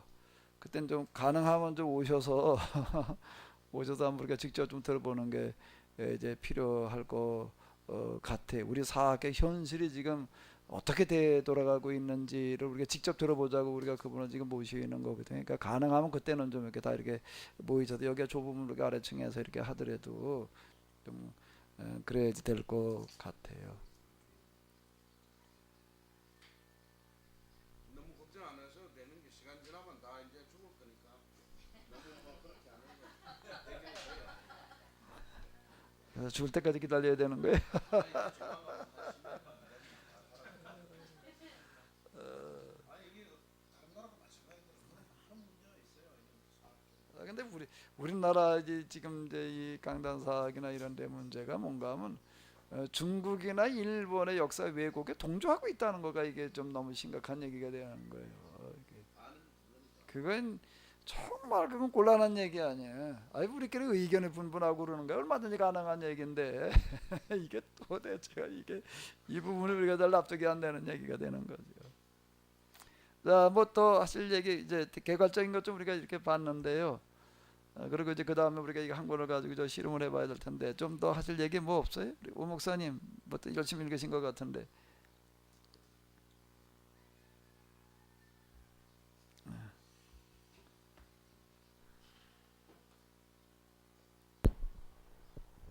저는 그 고조선 시대는 국가라기보다는 때는 우리가 지금 이해하는 국가는요 군대를 가지고 정복을 안 당하고 그 군대와 이렇게 돈의 힘으로 다른 나라를 제압할 수 있는 그런 어떤 힘의 대결을 의미해요 지금은.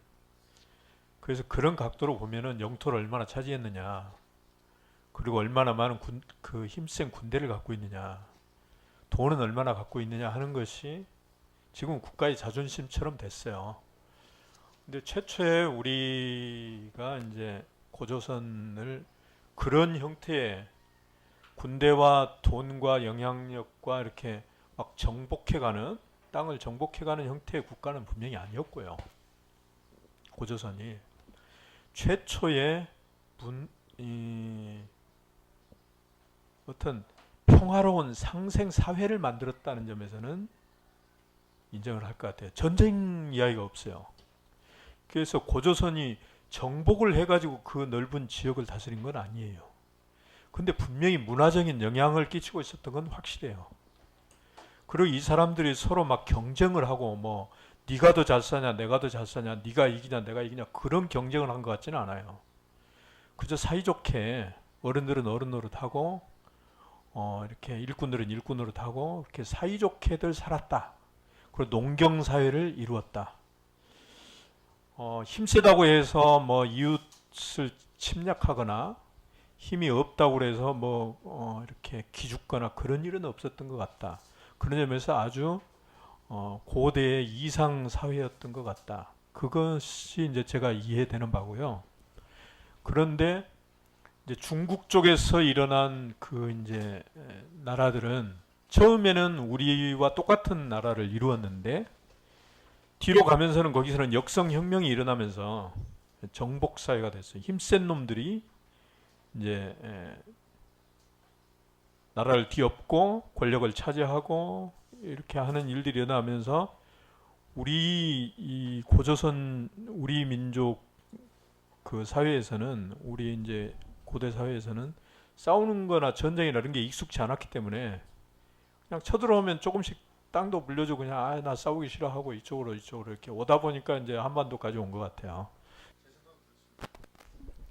예, 지금 이제 우리가 목사님 얘기하신 거를 조금 더 우리가 얘기를 해보게 되면은 역사에서 역사가들이 이제 중요하게 다루기는 부분 중에 하나가 국가의 탄생이에요. 고대 국가가 언제쯤 등장하느냐라고 하는 거가 이제 그 문명사회하고 이렇게 연결져 가지고서 같이 이제 중요하게 다루게 되는데, 근데 그거를 고대 국가 이렇게 얘기를 합니다. 고대 이제 부족사회, 시족사회, 부족사회.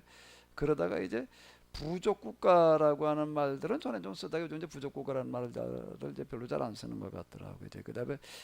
그다음에 고대 국가라는 그런 이제 단어를 이렇게 쓰게 되는데, 그 이제 고대 국가의 성립 조건이 이제 몇 가지가 있습니다. 그 대표적인 건 뭔가 중앙집권을 이제 얘기를 하는 거야. 중앙집권, 그리고 이제 법으로다가 통치하는 그런 사회가 되어져 있었느냐. 국가가 유지되려면 법 가지고 해야 될 거 아니에요. 법 없이 어떻게 그게 뭐 법에 통용되어질 수 있을 만큼 사회가 발전했느냐라고 이렇게 보는 거고요. 중앙집권이라고 하는 거는 또 뭐와 연결되어지는가 하게 되면은 무력이잖아요. 무력으로다가 군대를 동원할 만한, 통제해 나갈 만한 그런 구조를 가지고 있었느냐라고 하는 것들이 이제 고대 국가의 그 중요한 성립 조건으로다가 이렇게 이제 보는 거예요. 그래서 그 시기가 그러면 언제쯤이었느냐라고 할 때 대략 청동기에 접어들면서부터 청동기 시대에 와서는 고대 국가 단계였다라고 일반적으로 다 이렇게 보려는 이제 그런 경향이 있다라고 하는 거예요. 이제 그 고조선 사회를 그러면 국가로 볼 거냐, 아니면 그냥 문화적인 어떤 그런 공동체로 이제 볼 거냐라고 하는 어떤 이런 거가 하나 이제 그 쟁점이 이렇게 되는 거예요. 그동안 이제 우리 식민사학이나 이런 데에서는 실증주의 이런 것들을 표방을 해가지고, 실증주의라고 하는 걸 일본 사람들이 본래 독일에서 랑케가 얘기할 때 실증주의는 그 이전에 너무 근거 없이 그냥 막들 얘기하는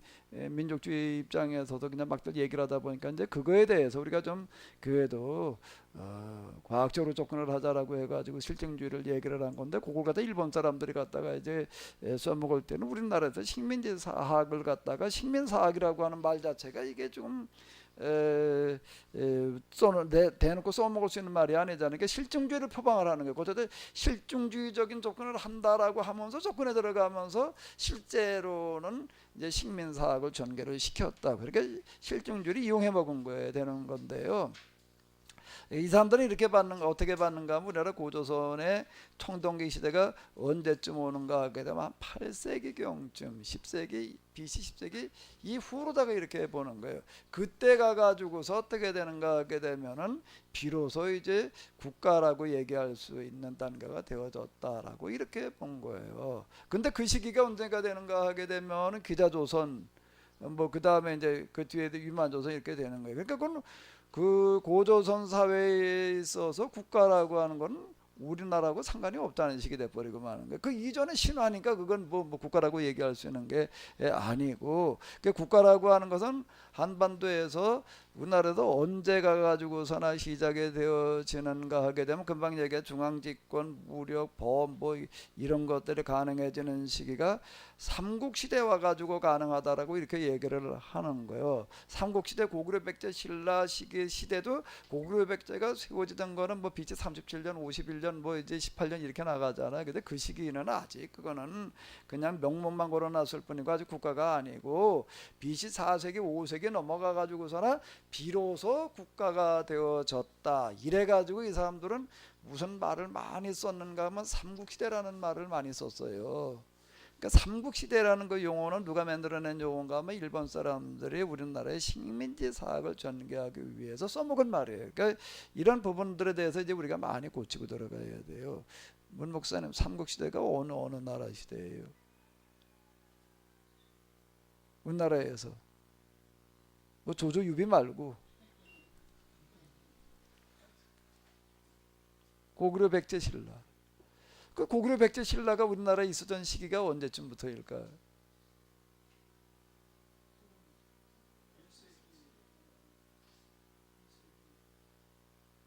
근데 그 마이크를 좀 가지고 얘기를 해보죠. 그 무슨 마이크 가지고 얘기를 해봐요. 그냥 대충 아는 것만 가지고 그동안은 파라콘 출신인데 뭐. 한참 때는 뭐 한 4, 5세기인 것 같고요. 6세기, 7세기에 이제 근데 정리가 되죠. 그 고구려 백제 신라가 등장한 게 언제부터예요? 빠르게 잡으면 제 알기로는 1세기쯤 아닌가. 그러니까 이제 그런데 고구려 백제 신라 이전에도 이제 그때 부여라든지 가야라든지 또 이런 나라들이 있었거든요. 근데 그건 다 제껴놨다고요. 가야가 부여가 망하는 게 494년이고요. 가야가 망하는 거 562년이에요. 560 최소한 가야가 망하고 난 다음에 고구려 백제 신라만 남았다고요. 근데 그건 다 해가지고 100년이 안 되는 거예요. 100년이 안 돼. 근데 삼국시대라고 부른다고요. 고조선이 끝나고 나 삼국시대가 왔다는 식으로다가 이렇게 얘기를 하는 거예요. 그 이전에는 한 500년은 빼먹고 들어가는 거예요.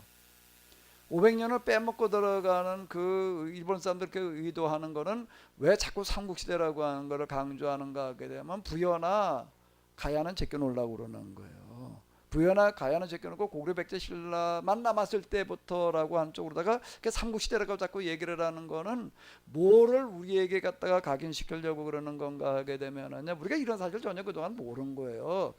그때 가가지고서야 우리나라는 국가시대가 왔다는 걸 얘기하려고 그러는 거예요. 삼국시대에 가가지고서야 우리는 국가시대가 왔다 이렇게 얘기를 하는 거라고요.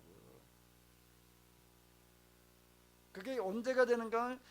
BC AD 5세기 6세기 이렇게 되는 거예요. 그때 가서 우리가 국가시대가 왔다 이렇게 얘기를 한다니까. 근데 왜 그렇게 말을 하려고 그럴까?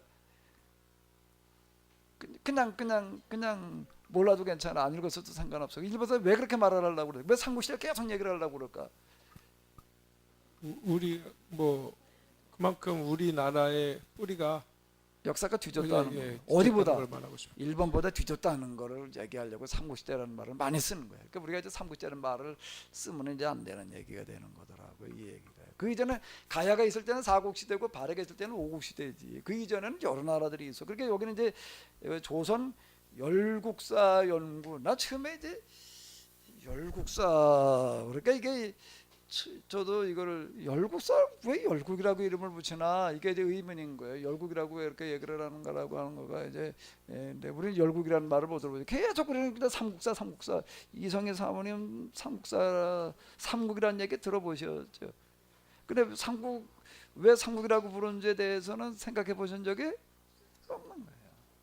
그러니까 이 일제의 그 식민지 사학이 얼마나 우리에게 이제 깊이 뿌리 내리고 있는가라고 하는 거 바로 지금 이런 얘기가 되는 거예요. 사국시대라는 말을 안 쓰는 거예요. 그러니까 가야라고 하는 건 이름만 있었지만 그건 나라가 아니었다는 거고 그 가야가 있던 자리는 일본이 와서 이제 지배를 했다라고 임나 일본부라는 얘기들을 이렇게 그때 우리나라는 나라라는 것도 없어가지고 일본이 와서 지배했다 대신 지배 통치해줬다 이렇게 얘기를 하고 있는 거예요. 그게 식민지 사학. 그러니까 삼국시대라는 말 자체가 이게 전혀 앞뒤가 안 맞는 얘기였어요. 일본 사람들이 그냥 갖다 우리에게 지금 주는 어떤 그런 얘기였다라는 건데 삼국시대에 와가지고서야 비로소 우리가 고대 국가시대에 들어왔다 이렇게 얘기를 한 거라고요. 삼국시대 이코로 고대 국가 이렇게 지금 그 사람들은 등식을 성립을 해 놓은 거예요. 그런데 제가 이제 지난번에 이영규 교수님 또 유승규 교수님 걸 통해 가지고 접근에 들어간 게 있어요. 그럼 그건 뭐 하러 그걸 한 걸까요? 왜 그걸 제가 그렇게 중요하게 여겨 가지고서 그리고 또 지금 이런 걸 지금 오늘 고조선 상하를 또 다시 얘기를 하려고 그러는 걸까? 이 부분을요.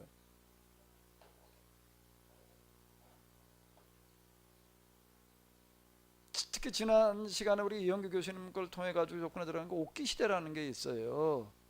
옥기 시대라고 하는 부분을 가지고 우리가 이렇게 접근에 들어가는데 그 부분이 중요한 이유는 뭔가 하게 되면은요. 그 부분은 굉장히 우리 뿌리에서도 굉장히 중요한 거예요. 왜 중요한 거죠? 그 시기가 우리에게는 어땠다는 거예요. 우리에게 초기 고대 국가였다는 거예요. 그걸 입증시키고 있는 거예요. 그 얘기가요. 그 과학적인 근거를 가지고서 우리가 우리나라의 국가 시대는 이때부터였다. 이제 그 류승규 교수님 얘기 아무리 이념이 좋아도 과학적인 근거 가지고 말하지 않으면은 공허한 소리에 불과하다라고 이렇게 얘기를 하는 거가 지금 바로 이제 이런 얘기가 되는 거예요. 그러니까 그럼 옥기 시대라고 하는 거가 대략 BC 몇 년쯤에 되는 거죠? BC 몇 년쯤이에요? 4,000년 이전이에요.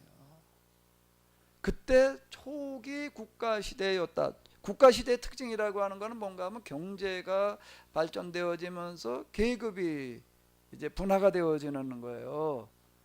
분화가 되어진다라고 하는 것은 이제 그 이전에 자급자족에서부터 이제 잉여 생산물들이 나오게 되는 거예요. 그러면서 이제 빈부격차라든지 이런 게 생긴다는 것을 얘기를 하는 거거든요. 그게 고대 국가의 특징이에요. 그게 있기 이전에는 고대 국가라고 하는 거 중앙집권이라는 거 군대를 둔다라고 하는 것 자체가 군대 그 직업 군인을 둔다라고 하는 것 자체가 뭘 얘기를 하는가 하게 되면 경제가 뒷받침되지 않으면 그건 될 수가 없는 얘기가 되는 거라고요. 그 시기가 벌써 그 옥기가 그 수천 점이 나왔다 이렇게 얘기를 하는 거예요. 그 옥 하나를 만들려면 그게 얼마나 그게 그 시대에서 그 힘든 얘기인데 그건 그만큼 사회 경제가 축적되어지지 않고서는 안 된다는 부가 축적되어지지 않고도 안 된다는 얘기가 되는 거고 그 입증을 하는 거예요. 그래 그게 중요한 부분인데 그때 우리는 고대 국가가 이미 시작되어졌다라고 하는 거를 얘기하려고 해서 그게 중요하게 다룬 거라고요. 그 부분이요. 우리가 국가를 언제로부터를 볼 거냐라고 얘기를 할 때 그러다가 이제 단군 조선이 시작되어지는 시기쯤에 와가지고서는 그건 진짜 고대 국가가 시작됐다고 이렇게 본 거예요. 이 부분은요.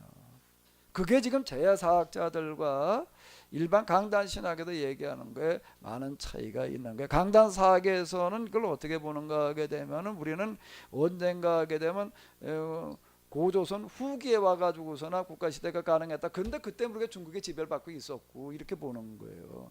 그래 한사군을 통해 가지고도 그 지난번에 내가 막 그 서산 세미나 할 때 그 많이 나눠드렸던 거 있어요. 국사책 갖다가 그 중학교 고등학교 찍어가지고 내가 이만큼 그거 만들어준 이유는 보게 되면 거기 보게 되면 다 뭐라고 나와요. 한사군을 통해 가지고 우리는 중국의 앞선 문물이 특히 철기문화가 우리에게 들어왔다라는 식으로다가 그래도 우리가 굉장히 도움됐다는 식으로다 그걸 지금 기록을 해놓고 있는 거예요. 그건 중국이나 일본 사람들이 하던 얘기예요. 그 얘기가요.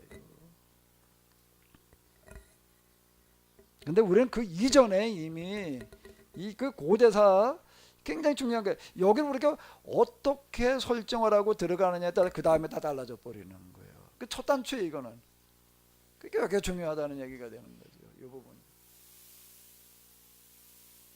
그러니까 다시요.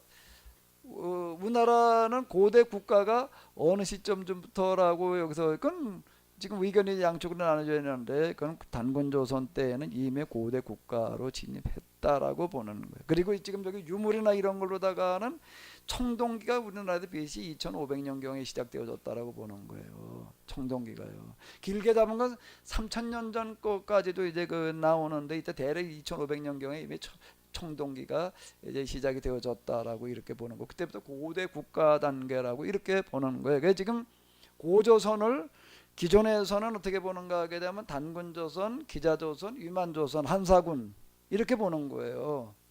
이게 그걸 일직선으로다 이렇게 본다고요.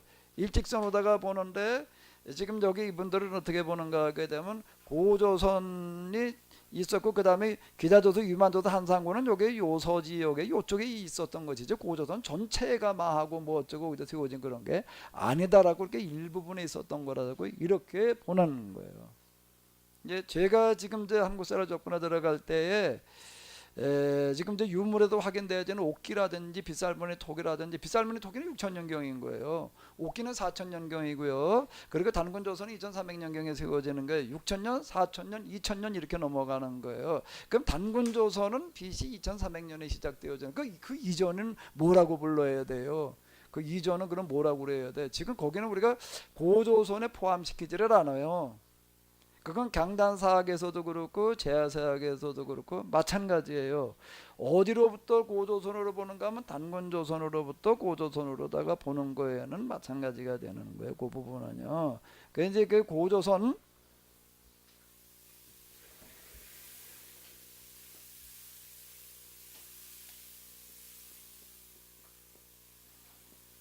그동안은 이제 여기 이거에 대해서들 어떻게 보는가 하게 되면은 단군, 그 다음에 뭐라고요? 기자, 이만 이렇게 보는 거예요. 그런 거를 이제 여기에서 이제 요거는 이제 강단이고, 강단사학에서는 그렇게 본 거고, 이제 제야사학에서는 어떻게 보는가 하게 되면은 단군, 계속 이제 이어졌다는 거예요. 그리고 여기에 이제 일부분에 뭐가 들어오는가 하게 되면은 기자, 이만, 단사군, 이렇게 보는 거고요. 요게 다른 거예요. 요 부분이 다른 건데 이제 제가 이제 요번에 접근에 들어가면 나는 정신문화 쪽으로다가 이제 이렇게 이제 접근에 들어가기 때문에 저는 지금 이제 요 부분을 어떻게 봐 들어가는가 하게 되면은 고조선이라고 하는 요 부분을 이제 BC 6천년이 있어요.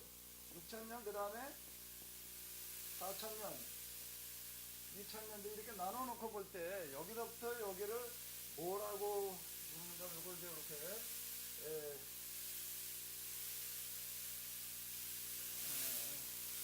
구분을 해가지고 요 시기 초기 국가 시대가 해당되어지는 건데 빗살무늬가 등장을 해가지고서 빗살무늬가 그 넓은 지역에 그 문양에 쓰여졌다라고 하는 것 자체가 저절로 된 건 아닌 거예요. 그 뭔가가 어떤 영향력이라는 게 있으니까 가능한 거지. 그거를 제가 어떻게 지금 봐나가는가 하면 이렇게 봐나가는 거예요. 한원, 천, 왕 시대. 그 다음에 여기는 뭐가 되는 거죠? 단군.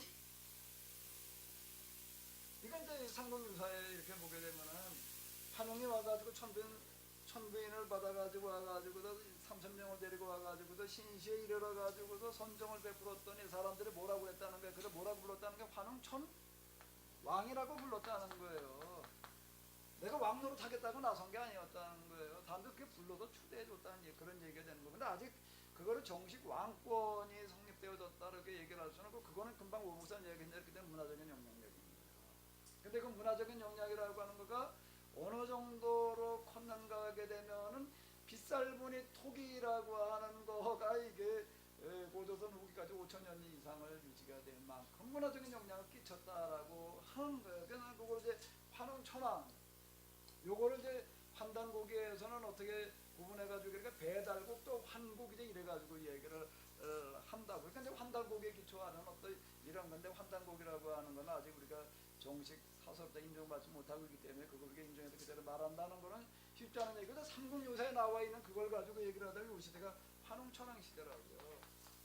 환웅천왕 시대고 그 환웅천왕에게 찾아오는 거예요. 누가 찾아오는 거죠? 곰과 호랑이가 찾아와가지고 사람 되게 해달라. 이래가지고 이제 그 같이 연합하는 그런 얘기. 그때 환웅천왕 시대인 거예요.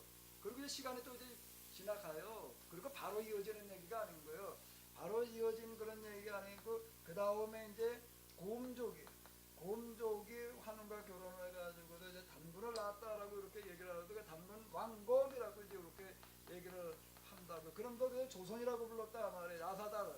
아사다를 조선이라고 불렀다. 이게 정식 국가로다가 이제 이건 출범하는 거를 얘기를 하는 거고, 이때부터 고대 국가라고 봐야 돼요. 고대 국가고, 여기는 아주 고대 국가 단계라고 보기는 좀 이제 이런 거고, 요렇게 접근해 들어가는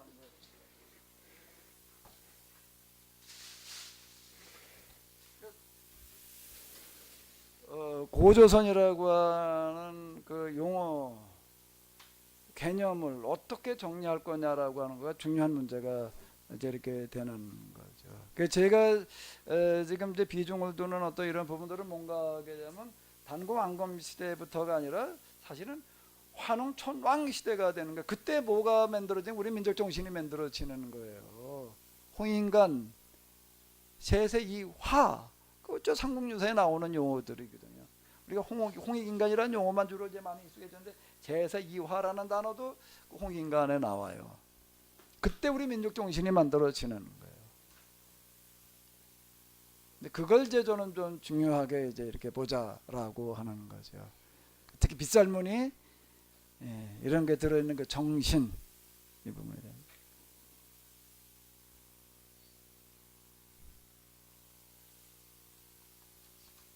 일단 고조선을 우리가 어떻게 볼 거냐라는 건 굉장히 중요한 거예요.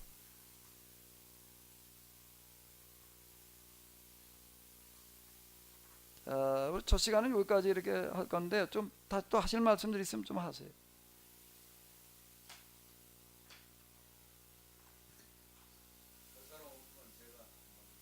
예, 그 얼마든지 얘기를 하세요. 그 외국 학자들이 얘기할 때 그 두 가지를 지적을 해요. 우리 역사, 한국 역사에서 첫째는 중국의 그런 강력한 역사적 공세, 침략을 어떻게 막아냈느냐. 다 주변의 민족들이 다 지금은 사라지고 없는데 그렇게 오랜 세월 중국과 대결을 해서 살아남았다는 것은 상당한 힘을 가지고 있는 국가가 우리 한민족이 그런 나라를 만들지 않았다면 그것은 불가능하지 않았겠는가 이렇게 물어봅니다. 그건 제가 공부하면서 직접 미국 교수들한테 들은 얘기예요. 우리한테 대해 질문을 할 때 그런 걸 궁금해해요. 그 사람들은 다 사라지고 없는데 그렇게 강력하던 지금 여기 요하지방 그쪽에 거란족 이런 것도 한때는 엄청나게 강력한 국가였어요. 우리 발해를 무너뜨린 그런 민족도 다 사라지고 있는. 그 애니메이션 영화 뮬란이라는 거 나오는 것도 그 거란의 공주를 그리고 있는 거예요. 그리고 많은 서양 사람들이 중동 사람들도 또 거란도 잘 알아요. 그렇게 교류도 많이 하고 그렇게 강력한 나라도 지금은 흔적도 없이 사라졌는데 어떻게 그렇게 북방에서 동북아시아에서 오늘 이 시간까지 그렇게 살아남았다는 것은 원래 강력한 국가 체제가 중국보다 훨씬 앞선 그런 나라가 국가가 만들어졌기 때문에 가능한 거 아니냐 그렇게 물어봅니다. 제가 잘 몰라 옛날엔 잘 몰라가지고 그랬는가 답변도 제가 못해서 제가 그때부터 우리 역사를 좀 알아보는 것이 굉장히 부끄럽고 그런 것도. 그다음에 두 번째 천년왕국을 만든 그런 나라라는 것은 엄청난 정신 문명을 가지고 있었지 않았느냐. 그건 뭔가 이걸 물어보는 거예요. 그래서 제가 그해 겨울에 방학 때 와서 퇴계 성리학 책을 사가지고 그때부터 제가 읽어본 거예요. 그래서 우리가 가지고 있는 정신세계가 무엇이길래 어떻게 그렇게 조그만 나라가 천년씩이나 왕국을 갖냐. 나라를 천년 간다는 건 그거 힘든 일이에요. 우리가 지금 당 만들어 가지고 이렇게 민주주의 나라에서 당이 지금 10년도 못 갑니다. 이렇게 또 바꾸고 저렇게 바꾸고. 그런데 한 나라를 만들어서 한 왕조가 천년씩 간다는 거는 그게 뭐 힘으로 해서 되겠어요, 그렇게? 그러니까 그만큼 우리 민족의 역사는 우리 한민족의 역사는 두 가지를 가지고 있는 거예요. 주변에 그렇게 강력한 민족의 침략을 우리가 막아냈다는 거. 이건 힘이 없이 안 되는 거예요. 그때 뭐 대화로 뭐 이렇게 한 게 아니기 때문에 그러니까 그만큼 우리가 강한 나라였다는 것을 인식을 해야 될 거예요. 그런 기본적으로 뭐 유물이 있고 저는 뭐 그런 거는 웃긴다고 생각해요. 유물이 있든 말든 그 사실 자체를 서양 사람들이 궁금해하는 거예요. 그 사람들은 반드시 그랬을 것이다라고 그렇게 보는 거예요. 두 번째, 우리가 천년씩 왕조를 만들어갈 정도로 우리에게는 그런 위대한 정신 문명이 있었다. 그걸 알려고 노력해야 된다. 그래서 지금 여기 뭐 교수들 얘기 많이 하는 저는 이런 얘기라는 거는 이 두 가지가 모든 걸 증명하고 있는데 뭐 자꾸 증명하려고 할 필요가 뭐 있냐 이거죠. 이미 다 드러나 있는데.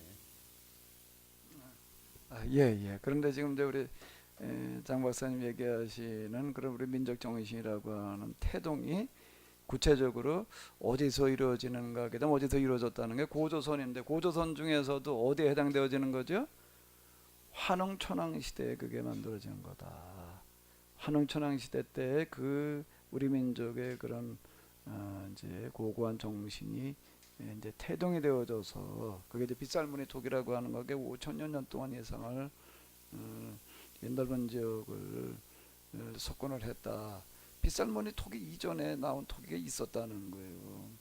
최초의 그런 건 줄 알았어요. 저도 나중에 이렇게 얘기하는 거 보니까는 그게 최초가 아니라 다른 게 있었대. 그 다 밀어내버리는 거예요.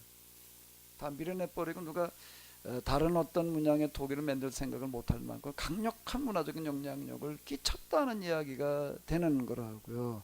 그 부분이 이제 중요한 어떤 이런 거고 그 시대에 그 선정을 베풀었다라고 하는 어떤 이런 것들 그리고 단군 이후에 뭐 1000년이 아니라 2000년 왕국을 이제 만들어지는 어떤 이제 이런 것들이 어떻게 더 가능했느냐라고 할 때 여기서 만들어지는 그 사람 인자라든지 또는 이제 군자 이런 표현들이 그것들의 상징에 잘 말해주고 있다 이렇게 이제 보면 될 것 같아요.